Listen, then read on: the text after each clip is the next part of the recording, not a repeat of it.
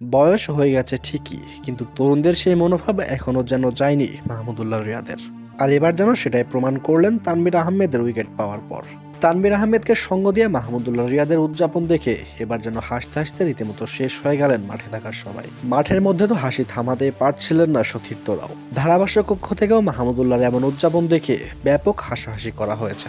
আর হাসবেনই না কেন, এমন একটা কাণ্ড করলেন মাহমুদুল্লাহ রিয়াদ যা না হেসে থাকাই যায় না।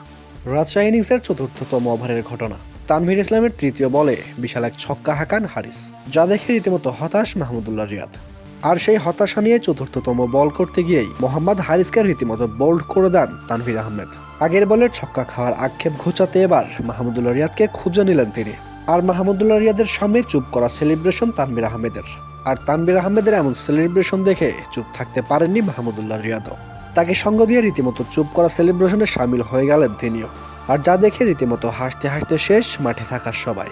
বুড়ো বয়সেও যেভাবে তরুণদেরকে উৎসাহিত করছেন মাহমুদুল্লাহ রিয়াদ, তা সত্যি অসাধারণ। প্রিয় দর্শক, মাহমুদুল্লাহ রিয়াদের এমন উদযাপন আপনার কাছে কেমন লেগেছে কমেন্টসের মাধ্যমে জানিয়ে দিন।